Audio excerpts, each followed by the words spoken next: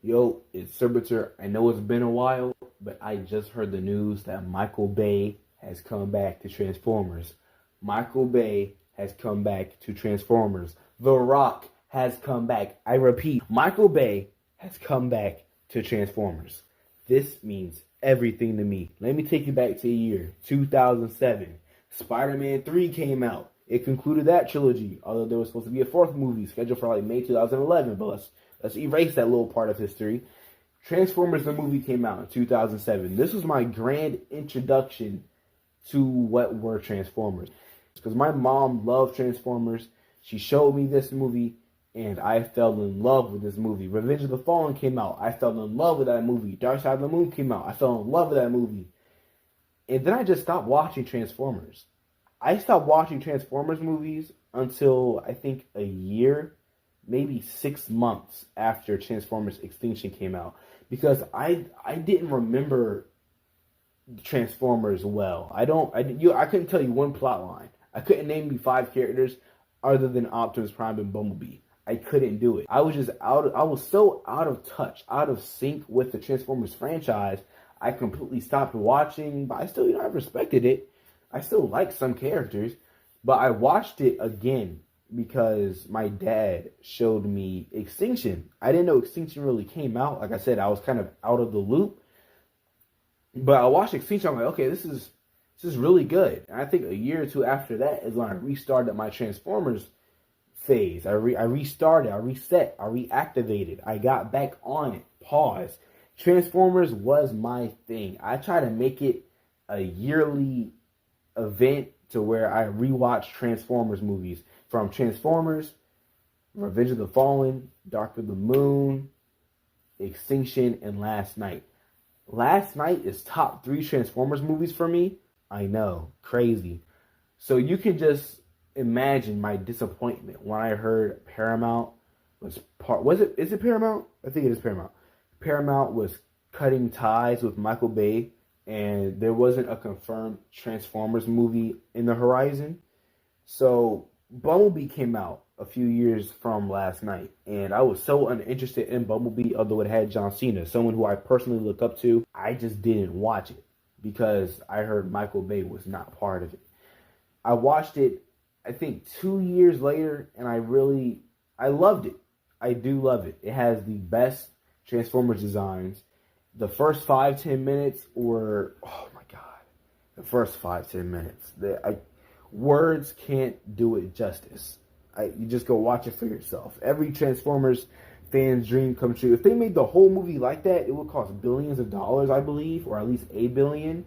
So I understand why they won't go down that path.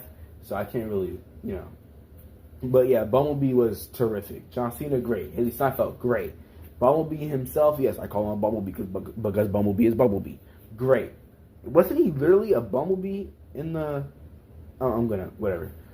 Rise of the Beast came out, and I watched Rise of the Beast, I think, 3 months after it came out, and I enjoyed it myself. Personally, Rise of the Beast is the weakest Transformers movie. It's not bad. It's missing something.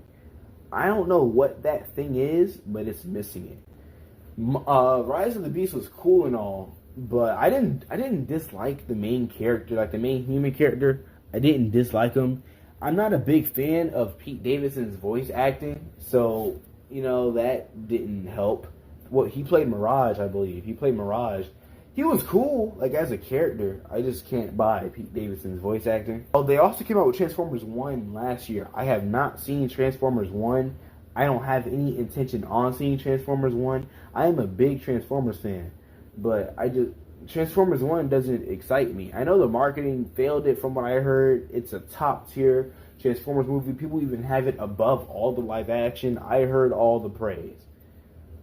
Chris Hemsworth as Optimus Prime. Keegan-Michael Key as Bumblebee.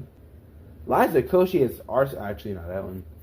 She actually sounds pretty good in the trailer. I can't really say anything bad about that one. But was that Liza Koshy? No, Liza Koshy.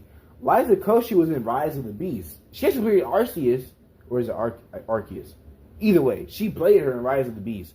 I don't know if she retains that role in Transformers 1, but I don't know why I remember her in Transformers 1. That might just be a little loop thing.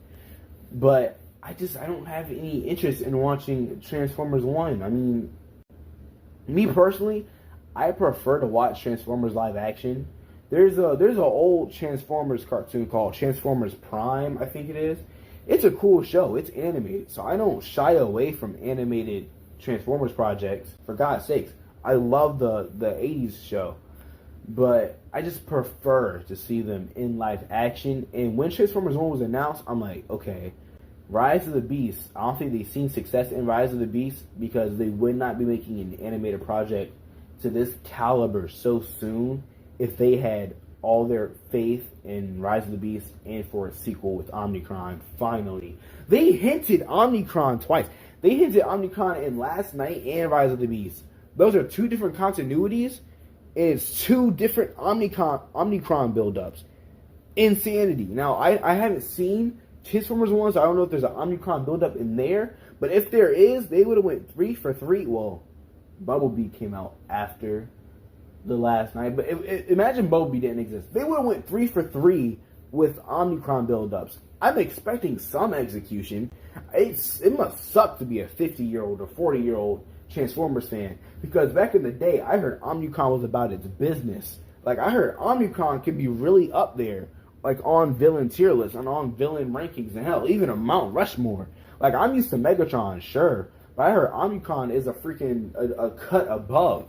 So it really does suck that my generation isn't really experiencing Omnicron other than the comics. Like, let me experience Omnicron with a voice attached. Let me see him move on a silver or the gold screen for like a second. You know what I mean? Like, they did it with the Avengers, where they led up to Thanos, and then they pulled them out in a post-credit scene for Age of Ultron. But they did not use him in Infinity War. Heck, he was the main villain. You know, when you have two build-ups for a character that big, you have to go on the third one. Like, you have to go all out with him. Then, at that point, it's almost written. But anyway, Michael Bay is back. So my excitement for the franchise of Transformers is back. I've been reading a few posts where people say, Transformers, Michael Bay ruined Transformers. Michael Bay revitalized Transformers and introduced Transformers to a whole new audience, and then reintroduced old fans who might have forgotten about the franchise or just quit the franchise.